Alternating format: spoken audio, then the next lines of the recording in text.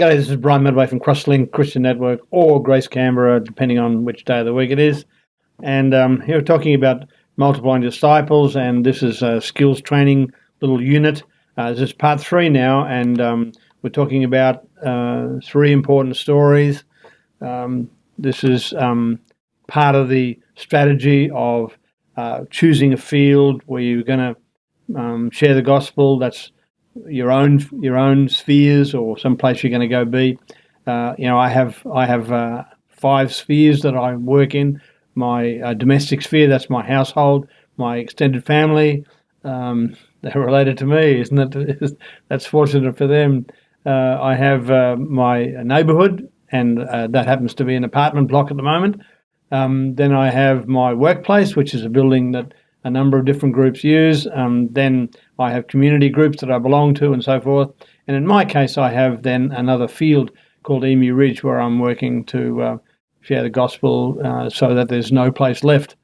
So these are the fields. So that's the first square there. Second square is figuring out where you're called. Second square, figuring out how to share the gospel. That's a big challenge. And we're going to talk about that in later segments of this.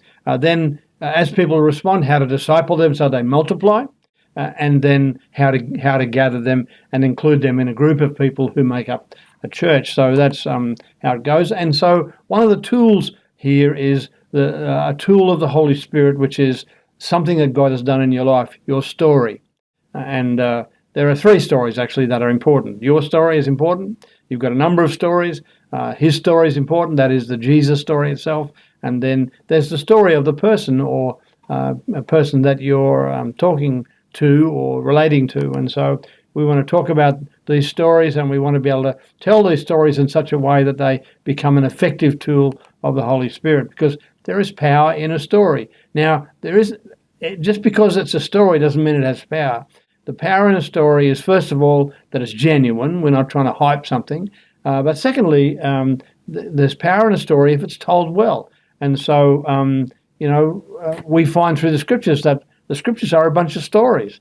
That is telling something that God did through people. And that's the way it is, and still the same way now. So you're a person, presumably, whom you have some experience of God. It doesn't matter. It doesn't have to be the most dramatic experience. It just has to be yours. And it doesn't have to be the story about how you came to Christ. That's one story. That's a great story. And it doesn't have to be spectacular. It just has to be genuine, because if God did something in your life and that made a change, there's a story.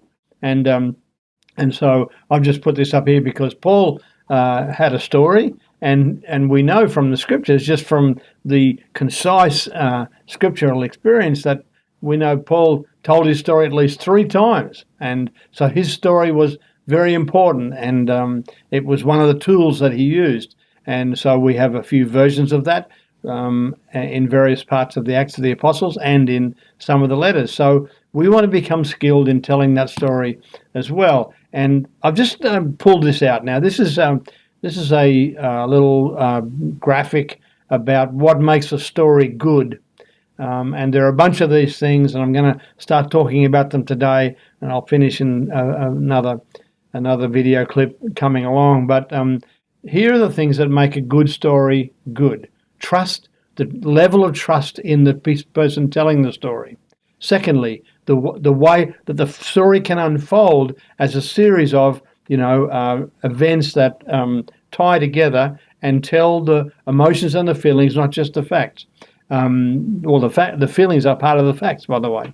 Then relatability, that is telling it in such a way so that you make it as easy for somebody to connect to the story. Immersion, so they can identify with things in the story. Simplicity, just reduce it down to the bare things that support the narrative and nothing more. Nothing superfluous. This is really important. Then agency, that is stories that are most persuasive when readers work out their meaning by themselves. So to be able to tell a story, I don't mean doctor a story, I mean tell a story, but put it in a way where people are able to work out the meaning for themselves. And it's like a joke, you have to explain a joke, beep, sorry, you haven't told the joke very well. And the same with a story. If you tell a story well, you won't have to explain very much. You'll just have to tell it. but it doesn't always come as easily as that. So then there's familiarity. That is, we want to make sure that we're talking about experiences that people can relate to.